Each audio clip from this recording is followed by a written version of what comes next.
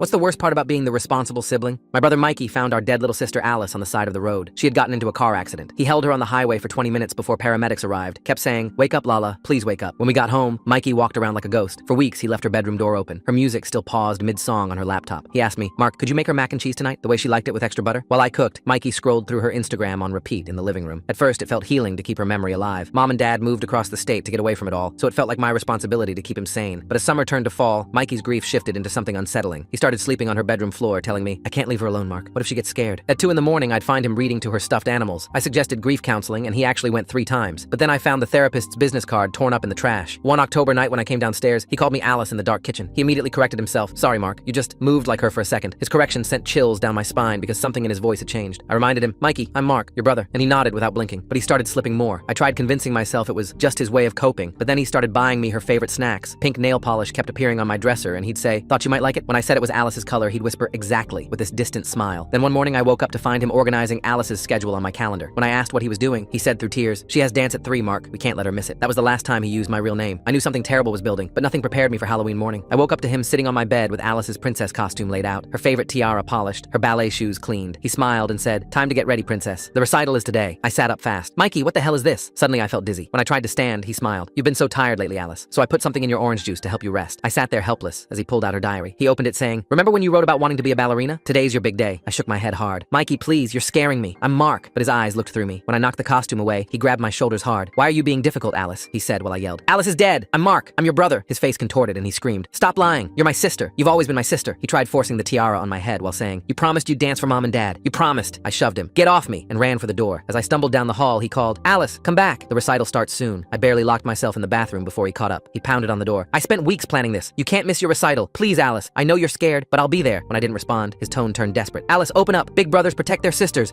Let me protect you." I wanted to call for help, but my phone was in my room. When I heard him getting tools, I screamed, "Help! Somebody help me!" Thank God our neighbor Mrs. T heard. Mikey had just removed the doorknob when she started knocking. "Mikey, is everything all right?" He called out sweetly. "Everything's fine, Mrs. T. Alice is just nervous about her recital." But Mrs. T yelled back, "Mikey, honey, Alice is gone. I'm calling for help." I sobbed, "I'm not Alice. I'm Mark." Mrs. T must have called 911 because soon there was pounding. "Police, open up!" They found him trying to put the tutu on me while telling them, "Officers, she needs to get dressed. The recital is in an hour." Even in handcuffs, he cried, "Alice, tell them about your dance." One officer asked, "Son, what's your name?" And I choked out, "Mark, his brother." Mikey started thrashing. "He's confused. That's Alice, my baby sister." As they led him away, he kept yelling, "Alice, I'll film your recital. I promise." He was placed in psychiatric hold. I thought that was the end until 2 months later. The call came at 3 a.m. Mikey had escaped the facility and was arrested at the cemetery. They found him with a shovel, her grave half excavated, telling police, "She's been calling me. She wants to come home." Full story on channel, link below.